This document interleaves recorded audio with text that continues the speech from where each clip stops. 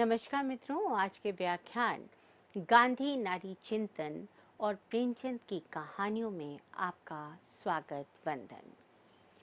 सत्य, अहिंसा, अपरिग्रह, कर्मशीलता, परोपकार, परिश्रम, मानसिक शुद्धता, निष्कामता, वृद्धों और नारी के प्रति सम्मान का भाव होना, शिक्षा की महत्ता, ये एक ऐसे संस्कार थे जिन्हें गांधी जी ने हमेशा महत्व दिया और वो चाहते थे कि समस्त जन में ये संस्कार बीज रूप में आरोपित हों।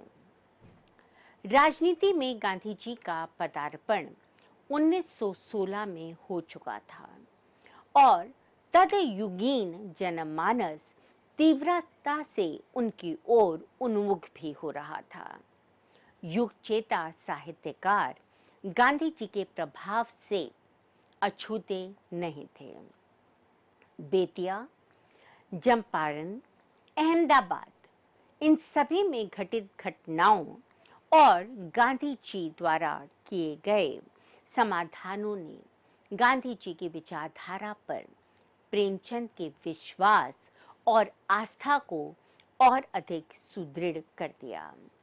गांधी जी ने राजनीति को विचारों की अभिव्यक्ति का साधन माना था, किंतु प्रेमचंद ने साहित्य सृजन को अपने विचारों को अभिव्यक्त करने के लिए एक साधन के रूप में स्वीकार किया। इन दोनों की जीवन धारा एक समान थी, जिसका मूल मंत्र था सादा जीवन उच्च विचार। प्रेमचंद ने गांधी दर्शन के मतानुसार कृषकों के जीवन की परिस्थितियों को, हिंदू मुस्लिम एकता को, अछूतों के उद्धार के लिए, मद्यपान निषेध, नारी शिक्षा इत्यादि इत्यादि मान्यताओं को अपने साहित्य में समाविष्ट किया। प्रेमचंद ने कहा भी है, मैं महात्मा जी के चेंज ऑफ हार्ट में के सिद्धांत में विश्वास रखता हूँ। मैं गांधीवादी नहीं हूँ, केवल गांधी जी के चेंज ऑफ हार्ट में विश्वास रखता हूँ। मित्रों, आप अगर ध्यान से देखेंगे तो प्रेमचंद की बहुत सारी कहानियां ऐसी हैं जहां अचानक उनके पात्रों का हृदय परिवर्तन हो जाता है और ये हृदय परिवर्तन गांधी जी से प्रेरित था। प्रेमचंद ने गांधी के सत्य, अहिंसा, अन्याय का विरोध, आस्था, विश्वास इत्यादि सैद्धांतिक चिंतन पक्ष के साथ ही उनके मानवतावादी दृष्टिकोण, दलित उद्धार, स्वदेशी चीजों को अपनाना, विदेशी वस्तुओं के बहिष्कार और पाश्चात्य संस्कृति का बिना सोचे समझे अंधानुकरण करने का विरोध किया था और इन चीजों को केवल सिद्धांत रूप में नहीं, उन्होंने इसे व्यवहारिक रूप में भी अपनाने का पक्ष लिया था। इन सभी की बातें हमें प्रेमचंद की कहानियों में भी दिखाई देती हैं और उनके उपन्यासों में भी हम ये चीज देख सकते हैं। व्यक्ति के जीवन और उसके विचारों पर सबसे अधिक प्रभाव उसके पारिवारिक जीवन का, वंशगत संस्कारों का और जिस परिवेश में वो रह रहा है उस परिवेश की सामाजिक साहित्यिक जो गतिविधियां हैं उसका पड़ता है। प्रेमचंद का जीवन अत्यंत संघर्षों से जूझते हुए व्यतीत हुआ था। अबोधावस्था में माता के संरक्षण से वंचित होने पर कुंठा, शोक, असंतोष से भरे प्रेमचंद को विमाता के कठोर नियंत्रण में तथा घोर अर्थाभाव में अपना जीवन जीना पड़ा था। किशोरावस्था तक आते आते उनका विवाह एक रुग्ण, कुरूप और कलह प्रिया स्त्री से कर दिया गया। विमाता और पत्नी के मध्य निरंतर विवाद होता गया और इन सब का प्रभाव प्रेमचंद की मानसिकता पर भी पड़ा। किसी तरह से पत्नी के साथ उन्होंने 10 वर्ष का समय व्यतीत किया। बाद में उन्होंने बाल विधवा शिवरानी देवी के साथ समाज और परिवार का विरोध होते हुए भी पुनर्विवाह कर लिया। अपनी कहानियों के माध्यम से प्रेमचंद ने माता के आदर्श और विमाता के अनादर्श रूप को व्याख्यायित किया है। पत्नी का निंदनीय और शिवरानी देवी का आदर्श, ये दोनों रूप भी हमें उनकी कहानियों में दिखाई देते हैं। प्रेमचंद बहुपठ्य, सुविज्ञ और सुलझे हुए साहित्यकार थे। उर्दू, अंग्रेजी, हिंदी, बंगला और समसामयिक साहित्य का उन्हें गूढ़ ज्ञान था। वे उनसे एक सीमा तक प्रभावित थे, किंतु उन्होंने किसी भी चीज का अंधानुसरण नहीं किया। उर्दू साहित्य का शरर की विधवा पुनर्विवाह, पर्दा प्रथा, स्त्री शिक्षा की अनिवार्यता संबंधी मान्यताओं को उन्होंने स्वीकार किया। राशिद खेरी की नारी की पति भक्ति, सतीत्व आदि विचारधारा से वो प्रभावित हुए, किंतु इस्लाम में प्रचलित पर्दा प्रथा, बाल विवाह, बहु विवाह इत्यादि प्रथाओं का उन्होंने अपनी रचनाओं के माध्यम से विरोध भी अंकित किया है। फ्रांसीसी तथा रूसी कृतियों को उन्होंने अंग्रेजी के माध्यम से पढ़ा। अंग्रेजी के डिकेंस, हाजी, गोल्सवर्दी, फ्रांसीसी के ह्यूगो, रोमारोला, अनातोले फ्रांस और रूसी के टॉल्स्टॉय, गोर्की, इन सब के साहित्य से प्रेमचंद प्रभावित थे, किंतु उन्होंने किसी की भी विचारधारा को अक्षरशः पालन उसका नहीं किया। उन्हें जो विचारधारा जिस सीमा तक अपनी विचारधारा के अनुकूल लगी, उसको उन्होंने स्वीकार किया। ठेकरे की नारी की भांति उनके नारी पात्र आदर्श दाम्पत्य के लिए सर्वस्व समर्पित नहीं करते। टॉल्स्टॉय की प्रेम विषयक अवधारणा से वे एक सीमा तक ही सहमत हुए थे। इसी तरह बंकिम चंद्र चट्टोपाध्याय की देवी चौधरानी तथा कपाल कुंडला में चित्रित नारी के उदात्त रूप से प्रेमचंद प्रभावित हुए और रविंद्रनाथ टैगोर की कुमुदनी, घरे बाहिरे की वात्सल्य, प्रेम से युक्त, त्याग से युक्त नारी से उन्होंने प्रभाव ग्रहण किया।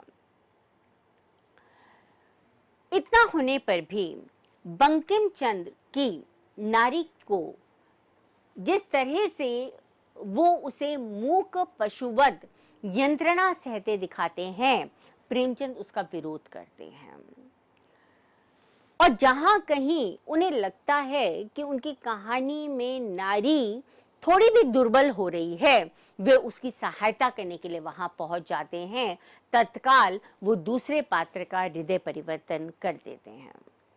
रविंद्रनाथ टैगोर की कहानियों में निहित यथार्थ के शिव पक्ष से प्रेमचंद आकृष्ट थे, किंतु अपने नारी पात्रों को वो विशिष्ट परिस्थितियों में घर की चार दीवारी से बाहर निकलकर अर्थ की दृष्टि से स्वावलंबी बनने के लिए भी प्रेरित करते हैं।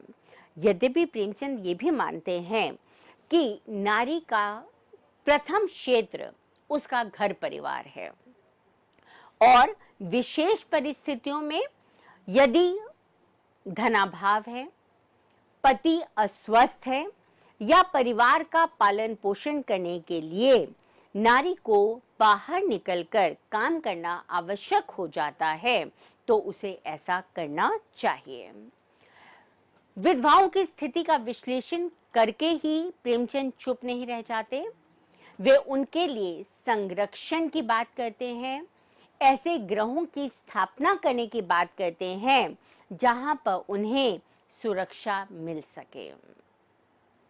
शरद चंद्र की तरह शोषित नारियों के केवल वो तैल चित्र बनाकर संतुष्ट नहीं होते हैं, वे उनसे संबंधित समस्याओं को गहराई तक जाकर समझने का प्रयास करते हैं और अपनी दृष्टि से उन समस्याओं का कोई ना कोई निदान भी देते हैं। उनका दृष्टिकोण भाव संवेदना से समन्वित था और उन्होंने नारी की समस्याओं को सामाजिक मनोवैज्ञानिक धरातल पर लिपिबद्ध किया।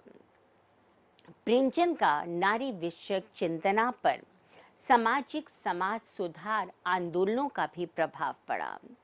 सामाजिक दृष्टि से अगर हम देखें तो प्रेमचंद का युग समाज सुधार का युग था, पुनर्जागरण का युग था और इसलिए बहुत सारी सोसाइटियां, बहुत सारे लोग समाज में नारी की स्थिति को अधिक ठीक करने के लिए या उसे दोबारा से प्रतिष्ठित करने के लिए उतर पड़े थे।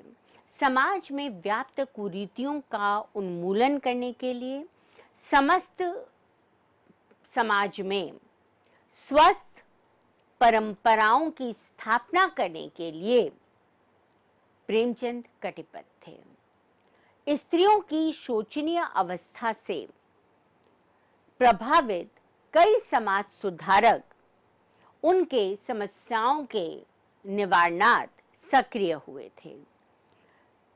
उदाहरण के लिए हम ले सकते हैं कि आर्य समाज द्वारा बाल विवाह, अनमेल विवाह, बहु विवाह, वृद्ध विवाह का विरोध किया जा रहा था और प्रेमचंद इन सब से सहमत थे।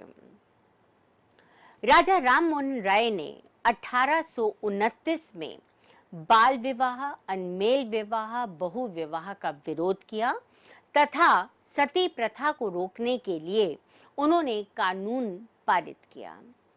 प्रेमचंद के समय तक आते आते सती प्रथा पर प्रतिबंध लग चुका था, तथापि कहीं कहीं वे प्रचलित था। प्रेमचंद के कुछ कहानियों में पति शव के साथ पत्नी को सती होते चित्रित किया गया है, किंतु प्रेमचंद इससे सहमत कभी भी नहीं थे। प्रेमचंद ने पहली पत्नी की मृत्यु के उपरांत बाल विवाह शिवरानी देवी से विवाह किया था और इस तरह से उन्होंने समाज के सामने एक उदाहरण प्रस्तुत किया था कि विधवाओं को भी पुनः विवाह करने की उतनी ही सहमति मिलनी चाहिए जितनी एक पुरुष को मिलती है।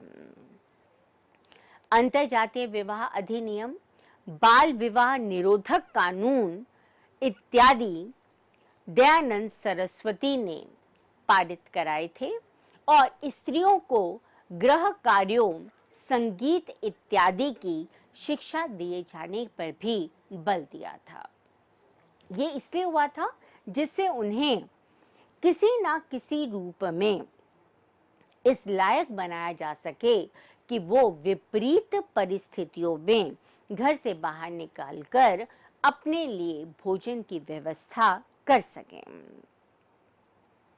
विवेकानंद को ये विश्वास था कि अपने मातृत्व, त्याग, पातिव्रत, सहिष्णुता, सत्य, इन सभी गुणों के कारण भारतीय नारी पाश्चात्य स्त्रियों से श्रेष्ठ ही नहीं, श्रेष्ठतर है। उन्हें गृह कार्यों के अतिरिक्त अन्य विधाओं में भी पारंगत होना चाहिए और उन्हें जीवनोपयोगी शिक्षा दी जानी चाहिए। प्रेमचंद युगी नारी का जीवन उनसे पूर्व की नारी के सदृश संघर्षमय था। पुत्र जन्म पर थाली बजाकर प्रसन्नता व्यक्त की जाती थी और कन्या के जन्म होने पर पूरे का पूरा घर विचित्र सी उदासीनता को धारण कर लेता था। परिवार में पहले कन्याएं होने पर उस अनचाहे सदस्य को या तो बैरंग ईश्वर के घर पहुंचा दिया जाता था, उपाय सोचे जाने लगते थे, या फिर कन्याओं के विवाह की चिंता उनके जन्म के साथ ही उन परिवार के अन्य लोगों को त्रस्त करने लगती थी। इतना ही नहीं, परिवार के लोग उसे पराया धन समझकर उसकी शिक्षा के प्रति उदासीन रहते थे। प्रेमचंद अपने समाज में नारी की उत्तरोत्तर शोचनीय अवस्था पर क्षुब्ध थे। अपनी कहानियों के माध्यम से उन्होंने हर वर्ग, हर स्तर की स्त्रियों को उसके श्वेत और श्याम दोनों ही रूपों में वर्णित करने का प्रयास किया है। वे वैदिक कालीन दया, माया, ममता, आत्मविश्वास, निस्वार्थ उत्सर्ग भावना से युक्त नारी की सृष्टि की सर्वोत्तम, शक्तिमती, सुंदर रचना मानते हैं और वो मानते हैं कि नारी ही पुरुष को पूर्णता प्रदान करती है। दोनों अर्धनारीश्वर की परिकल्पना को साकार करते हैं। कामुकता के पंख में फंसी पाश्चात्य सभ्यता का अनुसरण करने वाली नारी प्रेमचंद का कभी भी काम्य नहीं रही। धर्म ग्रंथों में वर्णित नारी को परतंत्र रखने, उसे माया जाल मानने, ठगनी मानने या अघ की खान मानने कर उसे लांछित करने का उल्लेख भी उन्हें पसंद नहीं था। यहाँ पर भी हम देखते हैं कि उन पर गांधी का प्रभाव स्पष्ट रूप से दिखाई देता है। नारी पुरुष संबंधी मत पर गांधी जी का विचार था, पत्नी पति की दासी नहीं, अपितु जीवन संगनी तथा सहायता करने वाली सहचरी है, जो सुख दुख में समान रूप से उसका साथ देती है। वह स्वयं अपना मार्ग चुनने के लिए उतनी ही स्वतंत्र है जितना पति। और इस तरह से गांधी और प्रेमचंद दोनों ही इस बात से सहमत थे कि जो अधिकार एक पति को प्राप्त हैं अपना जीवन जीने के लिए, वो ही अधिकार एक पत्नी को भी मिलने चाहिए। प्रेमचंद नारी का एक सीमा तक ही चुप रहना स्वीकार करते हैं।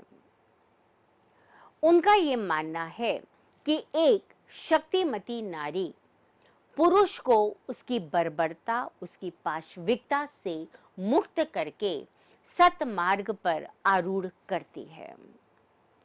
उच्छृंखल, भ्रष्ट, प्रेमहीन, स्वार्थी होने पर यही नारी पारिवारिक जीवन में क्लेश और कटुता का कारण बन जाती है।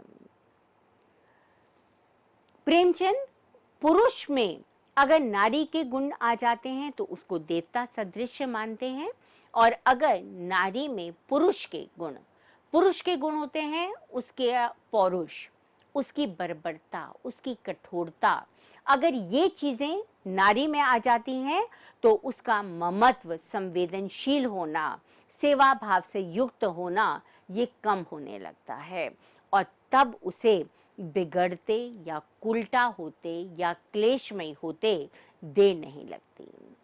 कफन कहानी की बुधिया अपने अकर्मण्य पति और ससुर को पेट भर खाना देने के लिए निरंतर श्रम करती रहती है, और जब उसकी मृत्यु नजदीक आने लगती है, प्रसव वेदना से वो पीड़ित होती है, तब दोनों पति और ससुर बाहर बैठकर अलाव जलाकर आलू भून भून कर खाते हैं।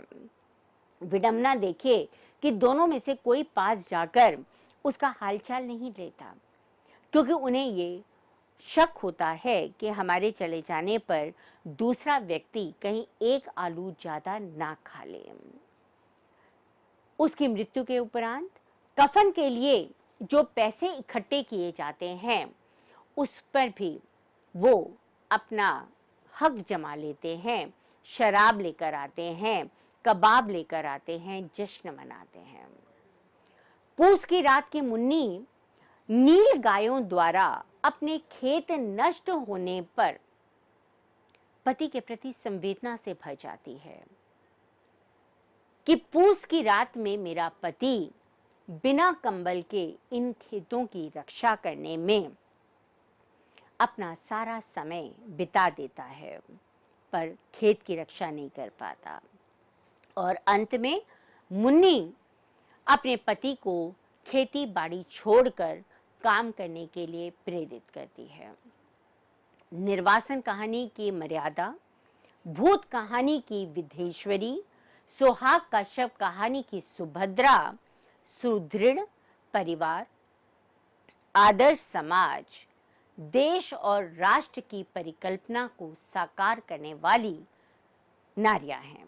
प्रेमचंद की आदर्श नारियां राष्ट्रीय सेविका रूप में अद्भुत धैर्य का परिचय देती हैं, दृढ़ता का परिचय देती हैं और ये सभी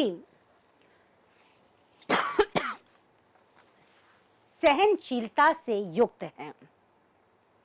इनमें से कुछ राष्ट्रीय सेवा के कार्यों में भी सक्रिय रूप से भाग लेती हैं और अन्य पति के लिए एक प्रेरणा बन जाती हैं। जेल कहानी की शमा और मृदुला, समय यात्रा कहानी की नोहरी गांधी जी के प्रति आस्था रखती है। इतना ही नहीं, वो ग्रामीणों में राजनीतिक चेतना को जगाने का भी कार्य करती है। होली का उपहार कहानी, इसमें सुखदा विदेश और विदेशी वस्तुओं के प्रति आकृष्ट अपने पति को विदेशी वस्तुओं की दुकान पर धरना देने के लिए प्रेरित करती है। उसकी प्रेरणा से ही उसका पति न केवल विदेशी वस्तुओं का बहिष्कार करता है, स्वयं भी राष्ट्र सेवक बन जाता है।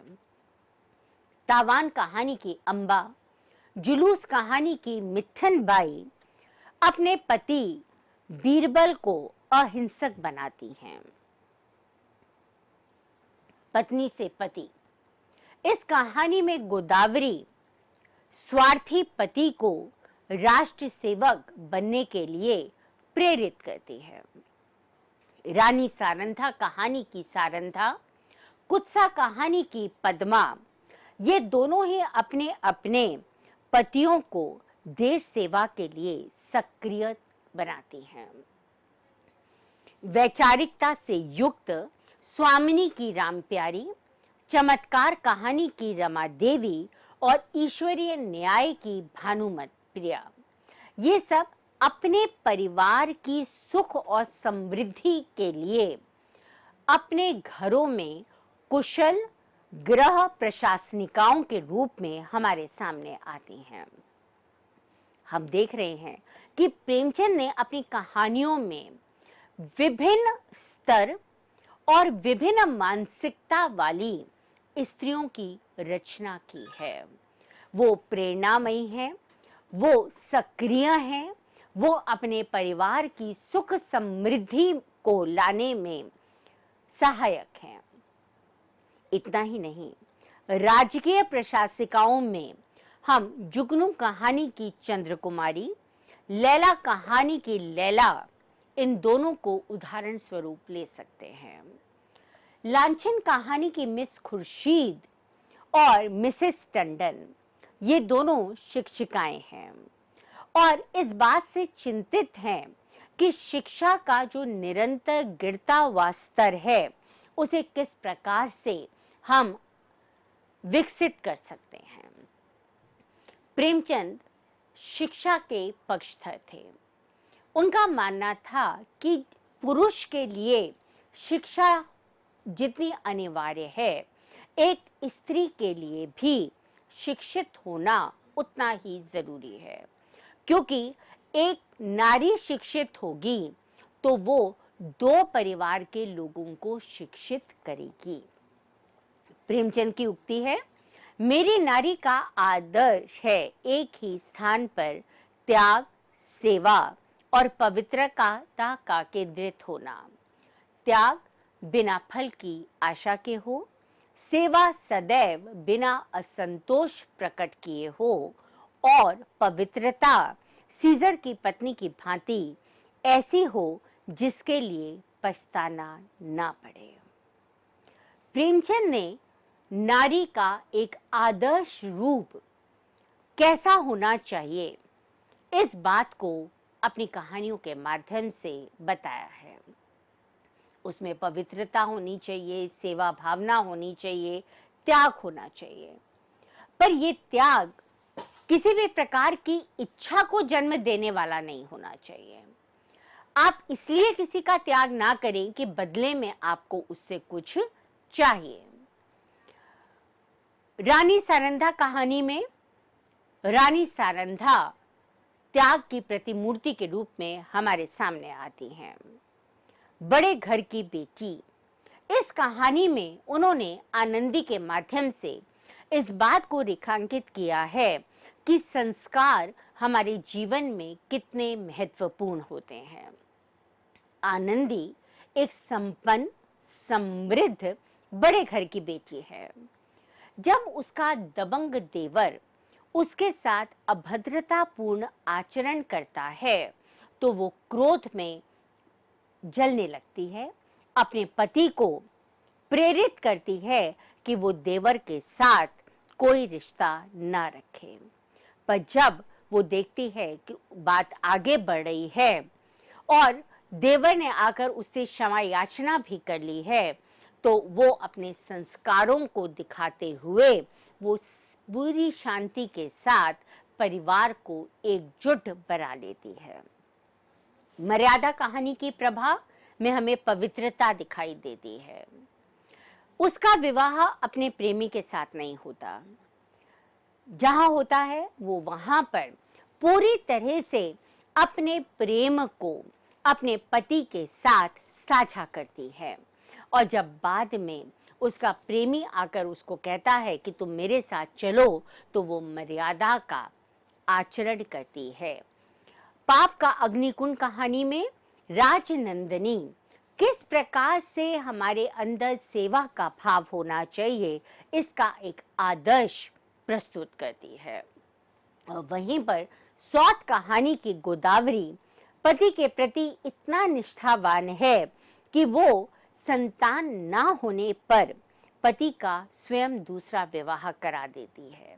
ये अलग बात है कि बाद में सौतिया डाह के कारण वो नव विवाहिता अपने पति की दूसरी पत्नी के साथ समझौता स्थापित नहीं कर पाती और बाद में वो अपने प्राण त्याग देती है। ये सभी नारियां अनुपम सृष्टि हैं और प्रेमचंद ने इन्हें इतने सुंदर ढंग से गढ़ा है कि ये अनुकरणीय बन गई हैं। प्रेमचंद ने अपनी कहानियों में नारी के विभिन्न रूपों के माध्यम से विभिन्न प्रकार की समस्याओं को उजागर किया है। अगर उन्होंने समाज में विधवाओं की बात की है तो उन्होंने वृद्धाओं की भी बात की है। अगर उन्होंने निष्ठावान नारी की बात की है तो उन्होंने कर्कशा नारी की भी बात की है। उन्होंने उस नारी की भी बात की है जो आभूषणों के प्रति इतनी ललायित रहती हैं कि वो परिवार की सुख समृद्धि को भी नष्ट कर देती है। इस प्रकार से हम देखते हैं कि प्रेमचंद की कहानियों में हमें नारी के विभिन्न रूप दिखाई देते हैं। अपने अगले वक्तव्य में हम प्रेमचंद की और कहानियों को देखते हुए हम इस बात पर और अधिक विस्तार से चर्चा करेंगे कि उनकी नारियों पर किस प्रकार से गांधी का चिंतन दिखाई देता है और किस प्रकार से उन्होंने नारी को आगे बढ़ने के लिए प्रेरित किया। धन्यवाद।